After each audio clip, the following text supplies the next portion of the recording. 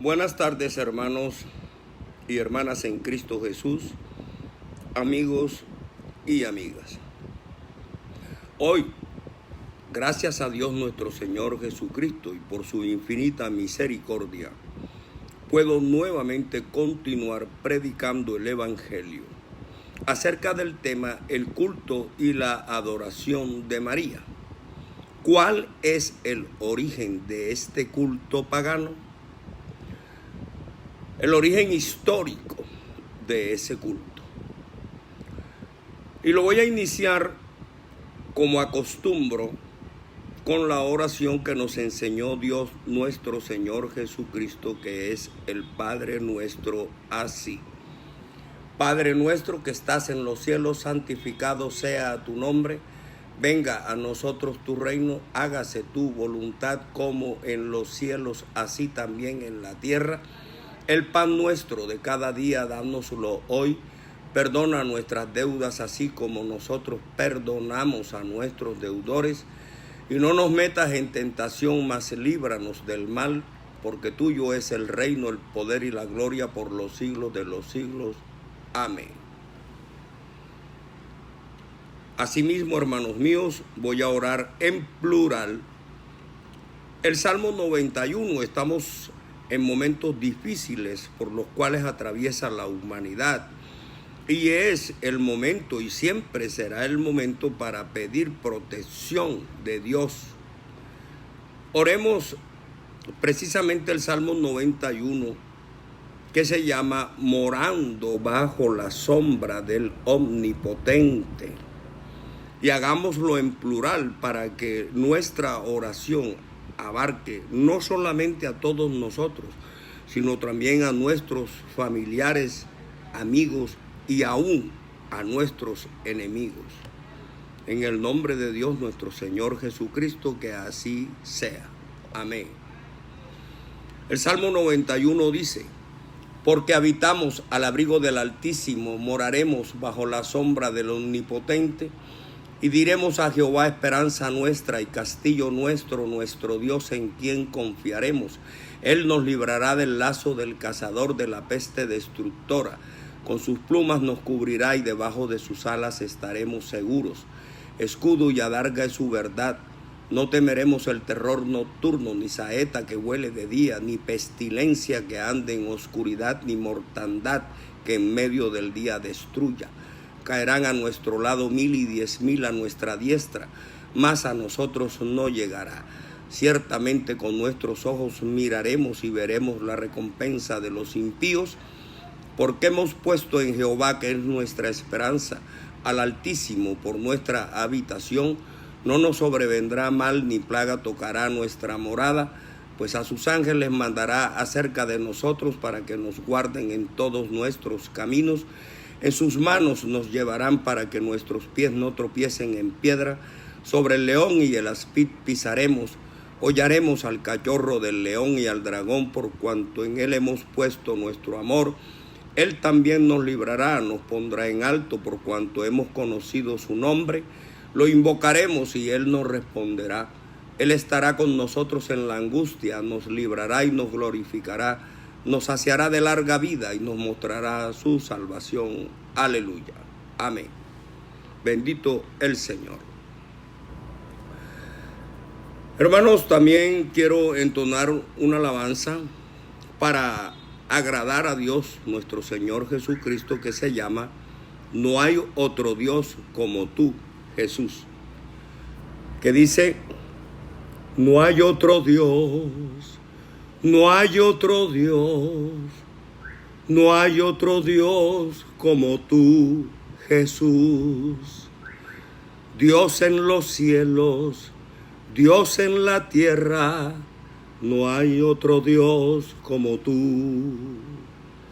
Solo Jesús, solo Jesús, solo con Él me quedo. Dios en los cielos, Dios en la tierra, no hay otro Dios como tú. Que calma el recio viento, no hay otro Dios como tú, que cuenta mis cabellos, no hay otro Dios como tú, que conoce mis pensamientos, no hay otro Dios como tú, que sabe lo que siento, no hay otro Dios como mi Dios, no hay otro Dios como mi Dios, no hay otro Dios como mi Dios, no hay otro Dios, no hay otro Dios, no hay otro Dios sino tú, Jesús. Por tu palabra hiciste los cielos y en tu palabra agitas la mar. Solo Jesús, solo Jesús, solo con Él me quedo. A tu presencia tiembla la tierra, no hay otro Dios como tú, que calma el recio viento, no hay otro Dios como tú, que cuenta mis cabellos, no hay otro Dios como tú, que conoce mis pensamientos, no hay otro Dios como tú, que sabe lo que siento, no hay otro Dios como mi Dios, no hay otro Dios como mi Dios, como mi Dios, no hay otro Dios. Hermanos y hermanas en Cristo Jesús, amigos y amigas, como les decía, por la misericordia de Dios estoy hoy nuevamente predicando el Evangelio del Reino de los Cielos que nos trajo Dios nuestro Señor Jesucristo, y por esa misericordia estoy aquí entre vosotros. En la segunda epístola del apóstol Pablo a Timoteo, capítulo 4, versículos 1 al 8, Biblia Reina Valera 1960, se nos dice: predica la palabra. Te encarezco delante de Dios y del Señor Jesucristo, que juzgará a los vivos y a los muertos en su manifestación y en su reino, que prediques la palabra, que instes a tiempo y fuera de tiempo, redarguye, reprende, exhorta con toda paciencia y doctrina. Porque vendrá tiempo cuando no sufrirán la sana doctrina, sino que teniendo comezón de oír, se amontonarán maestros conforme a sus propias concupiscencias, y se apartarán de la verdad el oído y se volverán a las fábulas. Pero tú sé sobrio en todo, soporta las aflicciones, haz obra de evangelista, cumple tu ministerio. Porque yo ya estoy para ser sacrificado y el tiempo de mi partida está cercano. He peleado la batalla, he acabado la carrera, he guardado la fe. Por lo demás, me está guardada la corona de justicia, la cual me dará el Señor, juez justo, en aquel día, y no solo a mí, sino también a todos los que aman su venida. Hermanos y amigos, estamos en los tiempos que anuncia el apóstol Pablo a Timoteo. Estamos en esos tiempos en donde se pervierte la palabra, en donde se corrompe el evangelio, en donde no se está predicando la sana doctrina, es decir, el evangelio ajustado a la Biblia, sino que se predica por el amor al dinero, fábulas, de lo cual tendrán que dar cuenta a Dios, nuestro Señor Jesucristo. Estamos en los tiempos, hermanos, en donde la mayoría de las personas tienen comezón de oír. Pero eso tiene que ser con alguna precaución. Las personas quieren oír, pero no deben escuchar a todo el mundo, sino discernir y saber quiénes son de Dios y quienes tienen el espíritu del error. Por eso deben tener mucho cuidado con lo que escuchan, en lo que se enseña y se predica, para que no caigan más profundo todavía en las garras del diablo, hermanos míos. Había considerado que el tema, el culto y la adoración de María, lo había explicado con bastante claridad y a su vez había mostrado también su origen histórico desde Babilonia después de lo acontecido en la Torre de Babel, de cómo se extendió ese culto pagano de la diosa madre, que antiguamente en Babilonia se llamaba Semiramis, y de su hijo en los brazos, que se llamaba Tamuz, cómo se extendió ese culto pagano a los demás diferentes países con nombres distintos.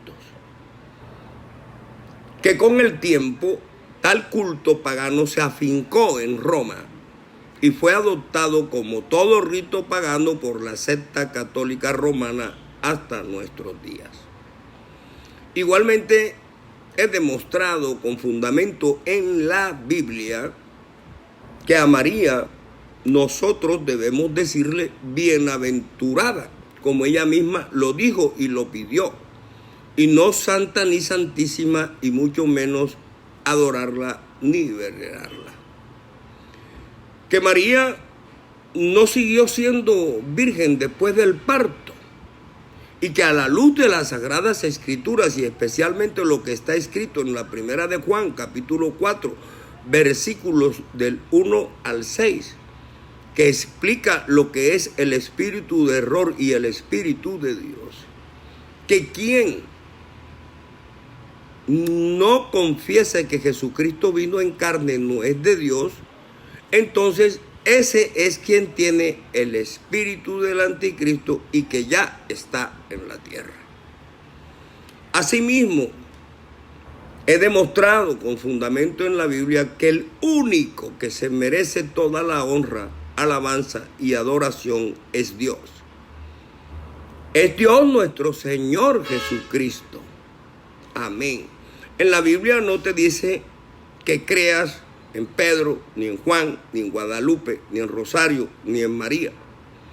En la Biblia te dice: cree en el Señor Jesucristo y serás salvo tú y tu casa. No en ningún otro nombre, ni de hombre, ni de mujer. Entonces había considerado, hermanos, que sobre ese tema del culto y la adoración de María, cuál es de origen histórico un culto pagano, estimé con alguna razón que ya había suficiente ilustración sobre el tema. Y por tanto, hoy iba a iniciar la prédica de otro tema que también, en mi criterio, es de interés para despertar a quienes aún siguen amarrados en la telaraña del engaño que le han tejido los obreros fraudulentos. Pero resulta, hermanos, que esta semana han ocurrido hechos que ofenden mi fe y la fe de todos los cristianos que no profesamos la religión católica. He decidido terminar entonces el tema en esta prédica de hoy, porque no puedo pasar por alto los hechos de que les hablo, pues no pueden ser ignorados espiritualmente por mí, no puedo tolerarlos y dejarlos pasar como si nada hubiese ocurrido.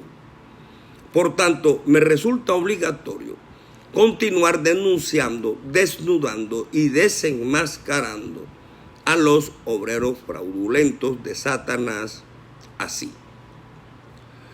El día viernes 9 de julio de 2021, la Iglesia Católica Colombiana, entre paréntesis, Conferencia Episcopal, con el apoyo ferviente del presidente de la República, Iván Duque Márquez, y del Papa Francisco, hicieron un rito de alto contenido diabólico al que denominaron entronización del lienzo pintado a mano de la Señora del Rosario de Chiquinquirá, y que fue transmitido en directo por Caracol Televisión durante un espacio publicitario de más de 2 horas. A esa imagen pintada en el lienzo por manos humanas la llamaban los presentadores del programa La Madre de Colombia, la madre de todos los colombianos, la reina del cielo, la reina de los mares, etcétera, etcétera. Como quiera que yo estimo, o mejor dicho, como quiera que yo no estimo ni considero que tal imagen pintada sea madre de nadie, tales afirmaciones de los presentadores en televisión y la cantidad de títulos que le endosaron a la satánica imagen me ofendió profundamente, y estimé que además de ofender mi fe en Jesucristo como el verdadero Dios y la vida eterna, tal y como está escrito en la primera de Juan, capítulo 5, 19 al 21, esa intronización del lienzo también resulta ser una afrenta tremenda contra todos los cristianos de Colombia y del mundo, y especialmente una afrenta contra Dios mismo. El lienzo pintado, y que ya ha sido renovado y retocado y restaurado más de 6 o 7 veces, fue pintado por el español Alonso de Narváez. Estaba radicado en Tunja y lo pintó por el encargo que le hizo Antonio de Santana, que era encomendero de Sutamarchán, Chiquinquirá y otros pueblos de la región. Sí, el tipo le dijo: ven acá, Alonso, píntame en un lienzo una imagen de la Virgen, píntamela. Y claro que le pagó por el trabajo y el pintor le pintó la imagen. Entonces cogió un lienzo rectangular y pintó una imagen que él llamó la Virgen del Rosario. Y pintó 2 hombres ahí con batas largas y lo puso con el nombre de San Antonio, que era el patrono de quien encargaba el lienzo, y por supuestamente San Andrés, que era el patrono del fray Andrés Jaraque, encargado del culto de la capilla de los aposentos de Sutamarchán, en donde se iba a venerar el lienzo. Sí, ya va empezando la expresión máxima de la idolatría pagana que ha inculcado la Iglesia Católica de Roma en la mente de los colombianos y del mundo. Durante varios años, este lienzo estuvo presidiendo la humilde ermita, pero cuando se decoloró por la semi-intemperie del lugar retirado y usado en la hacienda para secar granos, es decir, el lienzo con el tiempo, obviamente la pintura se diluye, se disuelve, se decolora. Cuando ya no se veía bien la imagen que había pintado Alonso el español, la tiraron al suelo y la abandonaron por allá, y entonces fue cogida, y en ese lienzo se tiraban granos de café y quién sabe de qué otros granos de maíz para secarlos al sol. Sí, para eso era lo que servía el lienzo. Pero después una mujer española llamada María Ramos, cuñada del encomendero Santana, pidió que le regalaran el lienzo desteñido. Lo llevó a su casa y allá le rezaba, porque eso no es oración. Lo que se hace cuando se le reza a los muñecos pintados en lienzo, a las estatuas de yeso, palo, piedra y metal, eso no es oración, eso es rezo. Y ya sabemos que el rezo es el que usan los brujos, los chamanes y los hechiceros. Entonces, cuando ella recoge el lienzo y lo lleva para su casa y le pone fe al lienzo pintado, se dice que una noche o un día cualquiera pasaba por ahí una indígena con su niñito. Eso fue en un 26 de diciembre de 1586.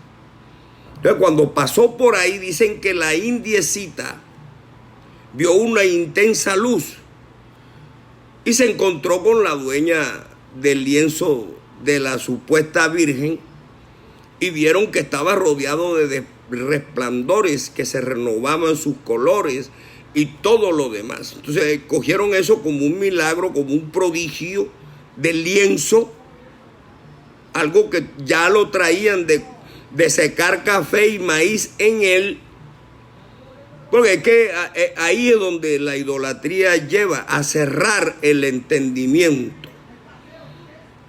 Entonces, la otra gente que ellos ya alarmados llamaron en el pueblo, dijeron que ellos también veían los colores y los resplandores que salían del lienzo.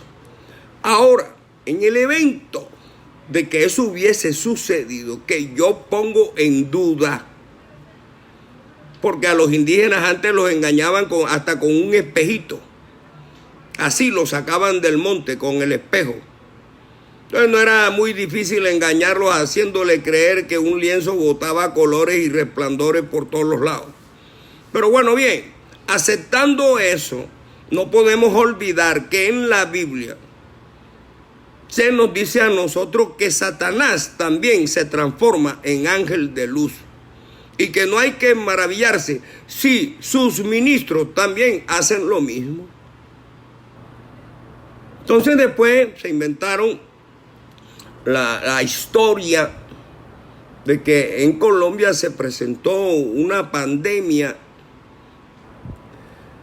de viruela que no cesaba.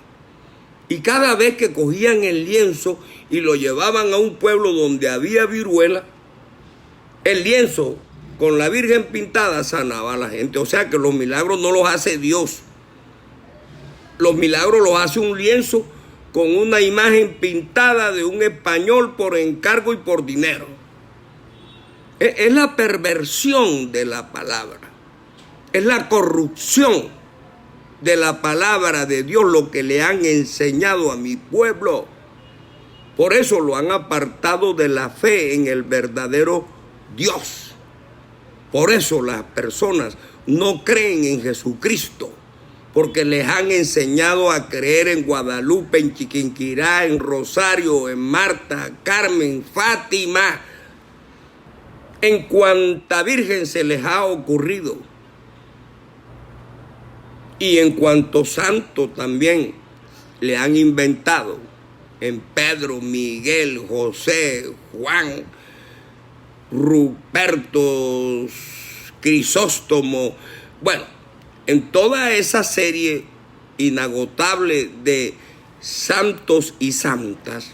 ¿Para qué? Para desviarlos de la fe en Jesucristo.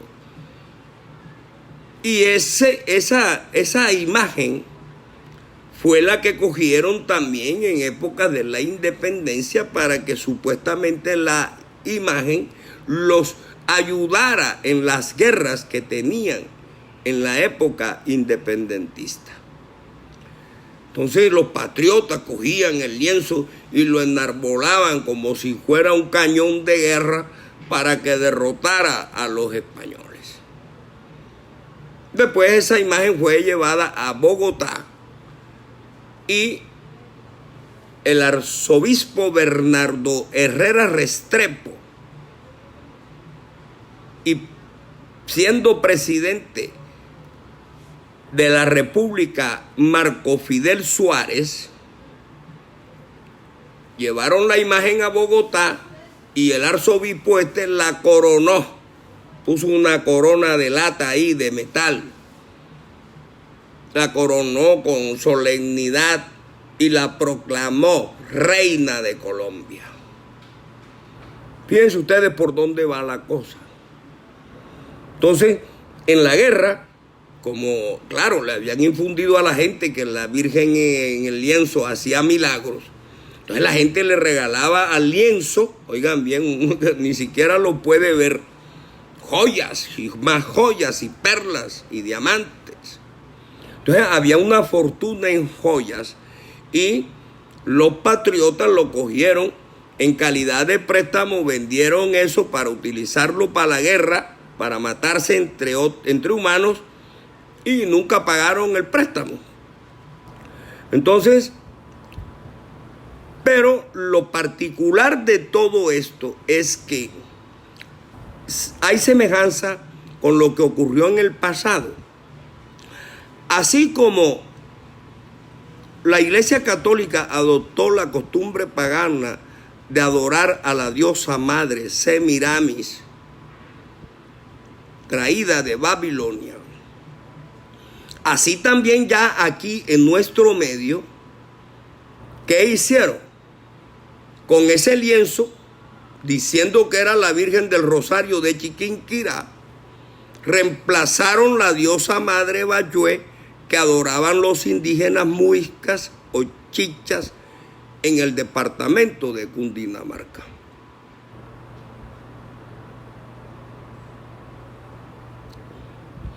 Es decir, le dijeron a los indígenas lo mismo que le dijeron a los que querían abrazar la fe católica antiguamente. Bueno, no llames tu diosa madre Semiramis, ahora en adelante le vas a decir María. Así le dijeron a los indígenas chichas o muiscas aquí en Cundinamarca. Ya tu diosa madre no se va a llamar más Bayue, sino que se va a llamar la Virgen del Rosario de Chiquinquirá. Y como ya sabemos que todo lo que dijera el Papa y lo que dijeran los curas no se podía discutir, porque según ellos todo lo que dijera el Papa era revelado por Dios. Entonces, y los indígenas ignorantes de la Biblia, que habían sido conducidos a la fuerza por la religión católica, no hacían otra cosa distinta que obedecer. No, pero es llamada la Virgen del Rosario. Y resulta que ese rosario o la camándula que usan los católicos fue adoptado oficialmente por la secta católica de Roma en 1569, introducido a través de la bula papal Consueverum Romani, pontífices del Papa Dominico Pío V. Él fue quien estableció oficialmente la devoción al rosario en la Iglesia Católica. Y usted sabe que Juan Pablo II le agregó 6 misterios más, y que los gozosos, no sé cómo es la cosa. Los gozosos, los gloriosos, bueno, en fin, eso es un rito también que no está instituido bíblicamente, que es producto de la imaginación del hombre, y que por eso yo a veces les comento que en ninguna parte de la Biblia se habla diciendo que Cristo llevaba un rosario colgado al pecho, ni que los apóstoles con él rezaban ningún rosario. Eso es pura mentira, pura fábula. Por eso es que pervierten la palabra de Dios. Por eso es que tienen el espíritu contrario a Dios. Ahora, esa imagen que entronizaron en los jardines del Vaticano es una obra nueva que fue realizada hasta hace poco en Verona, Italia, por el artista o pintor italiano Albano Poli.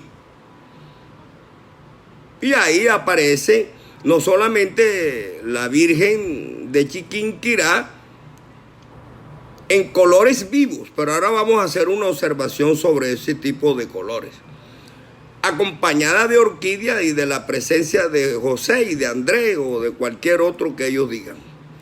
Pero si ustedes observan la imagen, se darán cuenta que los colores que le pusieron a la Virgen de Chiquinquirá son precisamente el amarillo, el azul y el rojo. Es decir, los colores que están en nuestra bandera nacional. Es como para indicar que esa Virgen arropa a Colombia, es la madre de Colombia y la madre de todos los colombianos. Cosa que yo no admito, cosa que yo no tolero, por cuanto ofende en lo más íntimo de mi ser la fe que tengo depositada en Jesucristo, mi Salvador y Redentor. Entonces, todos estos hechos fueron los que me impidieron terminar el tema, el culto y la adoración de María, como lo consideraba ya, que había bastante ilustración. Pero como estos prevaricadores de la fe y de la Biblia perturban mi espíritu, claro que yo entiendo que son ataques espirituales directas de Satanás contra mí y contra todos los demás cristianos del mundo. Pero con esos actos, para mí, de corte satánico, sacan mi enojo espiritual. Y en razón a ese comportamiento, opté por interponer contra la Iglesia Católica Colombiana y contra el presidente de la República, Iván Duque Márquez, una acción de tutela para que se me proteja el derecho a la libertad y a la igualdad religiosa. Esa acción de tutela la radiqué el jueves pasado, este jueves que acaba de pasar, y sometida al reparto. Yo la había dirigido a la sala penal del Tribunal Superior del Magdalena, pero como obligatoriamente la radicación debe ser en línea, el reparto correspondió a la Sala Civil Familia del Tribunal Superior del Magdalena y a la magistrada ponente Marta Isabel Mercado Rodríguez. Yo conozco y sé perfectamente que en Colombia tanto el presidente como el contralor, la procuradora, el fiscal, los jueces, senadores, representantes, gobernadores, alcaldes y demás autoridades judiciales, administrativas, policiales y militares, desde la fundación de la República, están espiritualmente dominados por la fe católica. Y entiendo que por esa razón no es fácil y que resulta aventurado pensar que la acción de tutela que radiqué contra la Iglesia Católica de Roma, Conferencia Episcopal y el presidente de la República tenga vocación de prosperidad. Pero no obstante eso, hay jueces y magistrados que son apegados a la Constitución y a la ley y hacen respetar y que se respete el derecho fundamental a la igualdad religiosa, que yo considero me fue públicamente vulnerado por los accionados y que se encuentra instituido en mi favor y en favor de todos los cristianos en el artículo 19 de nuestra Constitución Política como un derecho del orden fundamental, y que las autoridades judiciales en sus decisiones deben hacer respetar por ser una garantía constitucional instituida en favor nuestro. Exactamente. El artículo 19 de la Constitución Política establece textualmente así: se garantiza la libertad de cultos. Toda persona tiene derecho a profesar libremente su religión y a difundirla en forma individual o colectiva. Todas las confesiones religiosas e iglesias son igualmente libres ante la ley. Pero esto no es respetado ni por el presidente de la República ni por la secta católica romana. Y ya le voy a demostrar por qué. Recientemente, es decir, el año pasado, y más concretamente el día 26 de julio de 2020, la Sala Laboral del Tribunal Superior de Cali le otorgó al presidente de Colombia, Iván Duque Márquez, un plazo de 48 horas, luego de que el mandatario fuera notificado, para que eliminara la publicación del 9 de julio del año pasado, donde decía: respetando las libertades religiosas, oiga bien, respetando las libertades religiosas de nuestro país y en clara expresión de mi fe, dice él, hoy celebramos los 101 años del reconocimiento a nuestra Virgen de Chiquinquirá como patrona de Colombia. Todos los días en profunda oración le doy gracias y le pido por nuestro país. Eso dice el presidente. Pues claro, si es la Virgen de él, pídale por él o por los católicos que creen en ella, pero no nos meta a todos en su mismo saco religioso, porque no todos hacemos parte ni profesamos la fe católica. Entonces, ¿qué demuestra esta conducta? ¿Qué demuestra esta conducta? Que el presidente Iván Duque Márquez es reincidente en este tipo de ofensas al pueblo cristiano en Colombia y en el mundo. Su comportamiento es repetitivo y cada vez que interviene en tal sentido nos vulnera a los cristianos la libertad de cultos. Pero lo peor es que con ellas, como habla el presidente de la República con la autoridad que tiene, con ese comportamiento el presidente pretende revivir a la Iglesia Católica como la iglesia oficial de Colombia. La pretende institucionalizar nuevamente, cuando es una época que ya fue superada en la Constitución, en la ley y en la jurisprudencia colombiana. Pretende institucionalizar una fe en una estatua que nosotros no creemos ni aceptamos. Eso se deja para los idólatras. Eso se deja para la Iglesia Católica Romana, que cree en el innumerable número de estatuas que tiene con nombres de hombres y mujeres. No para nosotros los cristianos, que tenemos nuestra fe viva, activa y solamente en Jesucristo como Dios nuestro Salvador.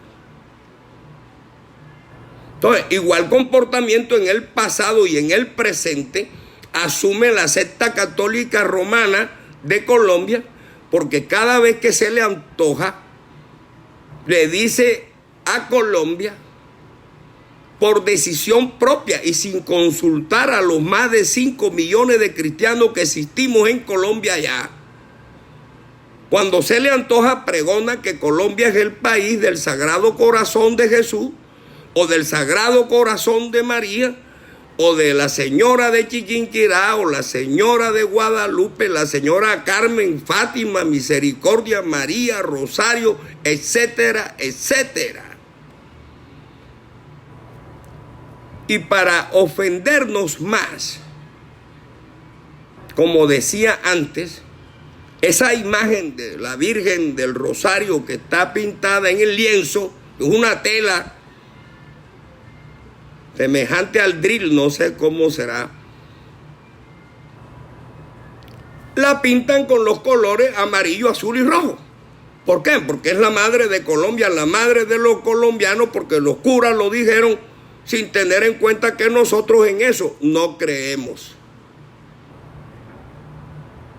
Entonces es una falta de respeto, es una vulneración del derecho fundamental a la libertad religiosa. Y nosotros tenemos que protestar. Y la mejor manera que encontré fue presentar y radicar en contra de la Iglesia Católica Colombiana y del presidente de la República una acción de tutela, a ver si logro que los jueces de la República nos hagan respetar nuestros derechos, como ya lo hizo la Sala Laboral del Tribunal Superior de Cali. Entonces, hermanos, yo para, digamos, profundizar en el sentimiento religioso y patrio, en la acción de tutela, me permití incluir unos apartes del entonces presidente de los Estados Unidos de América, Harry S. Truman, que el 5 de julio de 1952 le dirigió al Papa Pío XII, Eugenio María Giuseppe Giovanni Pacelli, más bien históricamente conocido como el Papa de Hitler, a quien en esa carta le dice: estimado señor Pacelli, el presidente de los Estados Unidos, estimado señor Pacelli, como bautista y como jefe ejecutivo de la más grande y poderosa nación del mundo, en la cual todos me llaman simplemente señor Truman, no puedo dirigirme a usted como su santidad, título que solo pertenece a Dios. Nosotros en los Estados Unidos de América consideramos a todos los hombres iguales ante Dios y nos dirigimos a ellos por sus verdaderos nombres. Por eso mismo me dirijo a usted simplemente como señor Pacelli. Continúa, son apartes, no es leyendo la carta de seguido, son apartes importantes de la carta. Y continúa el presidente Harry Truman diciendo: aprendieron bien esa lección en la historia de Europa y por eso estamos convencidos de que nuestra democracia durará mientras no aceptemos vuestra intromisión, como lo hicieron los gobiernos de Europa a quienes enredasteis con vuestras doctrinas e intrigas políticas. Thomas Jefferson, uno de los más sabios de nuestro país, dijo esto mismo cuando lo declaró. Oigan bien esto, hermano, porque esto es una realidad que ha vivido Colombia, América Latina y todos los países del mundo donde la Iglesia Católica tiene el dominio espiritual de sus gobernantes. Es una verdad histórica. Thomas Jefferson, uno de los más sabios de nuestro país, decía Harry Truman, dijo esto mismo cuando lo declaró. La historia no nos muestra ningún ejemplo de pueblo alguno manejado por el clero que haya tenido un gobierno civil y libre. Oigan bien, La historia no nos muestra ningún ejemplo de pueblo alguno manejado por el clero que haya tenido un gobierno civil y libre, porque todos son esclavos espirituales de la católica romana. Y por eso es que haya hecho en el mundo lo que se le ha antojado. Y ha matado y asesinado impunemente en la Inquisición, en las cruzadas, en el oscurantismo y en el siglo de hierro del papado. Continúa Harry Truman diciéndole al Papa Pío XII: por eso es usted la última persona en el mundo que pueda enseñarme la forma de dirigir a mi pueblo por el camino de la paz. Oigan bien, esto es lo que es un presidente con valor civil, con personalidad, con carácter. Hace 70 años le puso al presidente nuestro Iván Duque Márquez el ejemplo, la lección, y le dejó la carta como reseña histórica. Pero dominado por el clero católico, lo que hace es tratar de institucionalizarnos la fe en una estatua que no sirve para nada, como dice en Isaías 44:9. Bendito el Señor.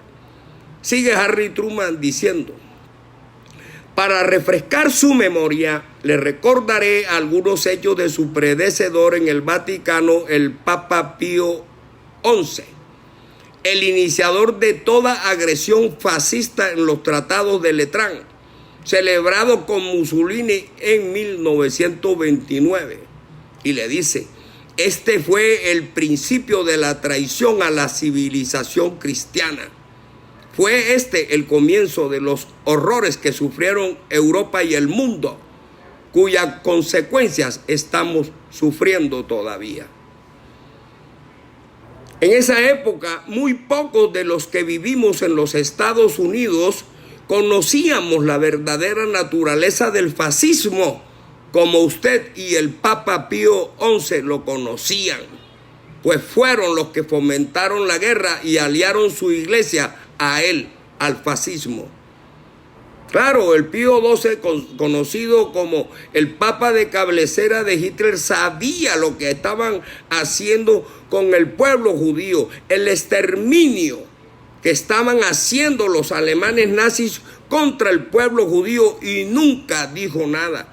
Y como dije en una prédica pasada, después de la Segunda Guerra Mundial, el mismo Pacelli sirvió y actuó frente a la Cruz Roja Internacional para que se le dieran pasaportes nuevos a los alemanes nazis criminales de guerra.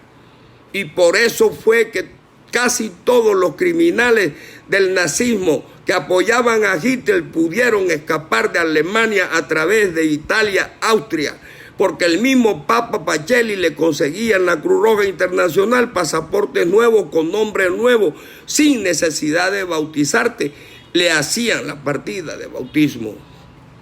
Entonces dice Harry Truman: en esa época muy pocos de los que vivimos en los Estados Unidos conocíamos la verdadera naturaleza del fascismo como usted y el Papa Pío XI lo conocían, pues fueron los que fomentaron la guerra y aliaron su iglesia a él, al fascismo.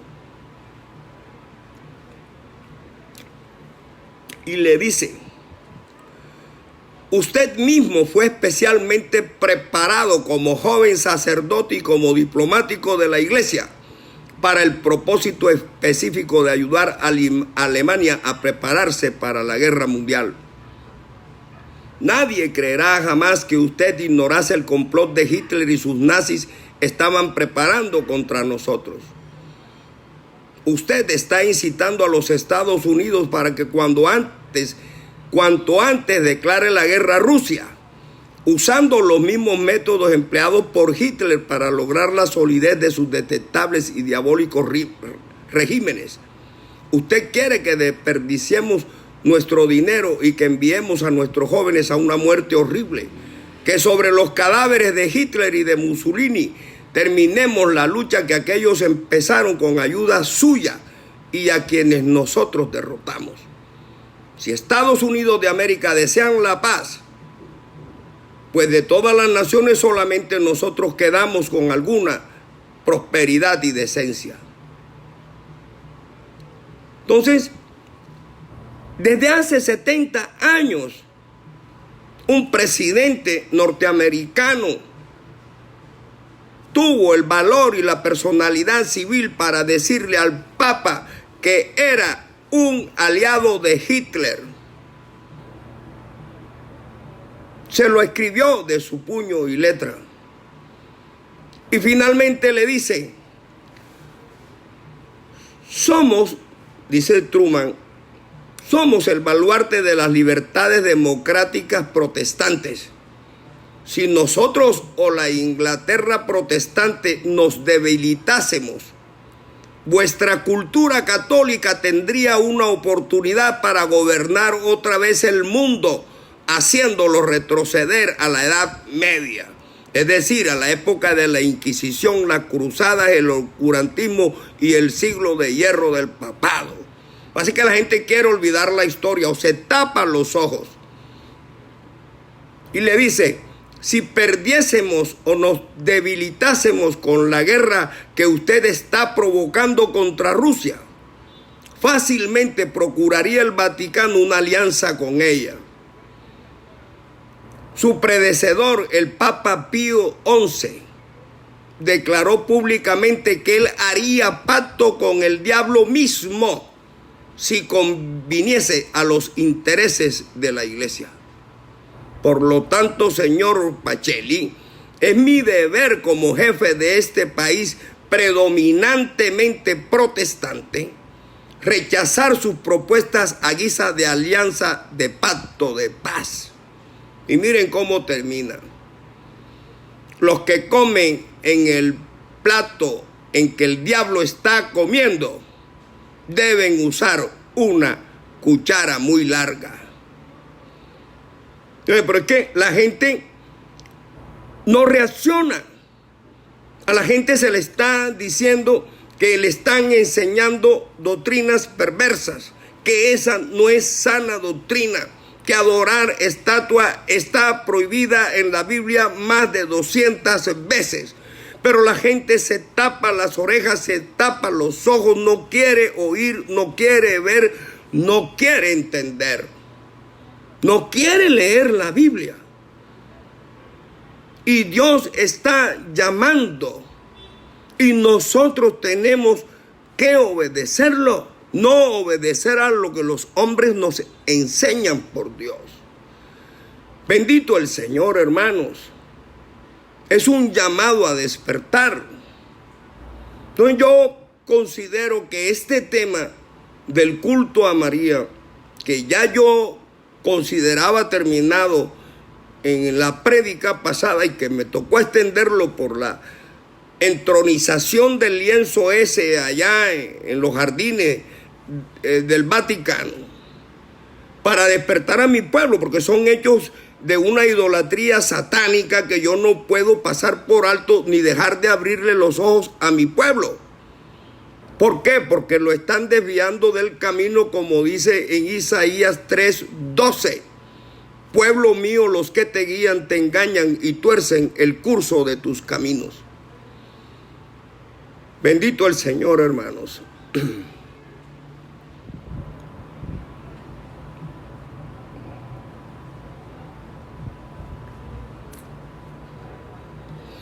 Hermanos míos, en Cristo Jesús, amigos y amigas, si Dios nuestro Señor Jesucristo quiere, mañana domingo a las 2 de la tarde, continuaré predicando el Evangelio del Reino, pero con otro tema, porque considero que este ya finalizó, porque hay suficiente ilustración.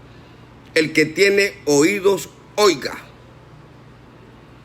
Pero mañana iniciaremos el nuevo tema para que refresquen un poco la memoria acerca de la historia depravada del papado y se pregunten, ¿puede llamarse al Papa Santo Padre? ¿Puede llamarse? ¿Puede aceptarse que el Papa es infalible? ¿Puede aceptarse? Pues bíblicamente e históricamente, desde ahora les anticipo que no. Bendito sea el Señor. Que Dios nuestro Señor Jesucristo nos bendiga a todos. Amén.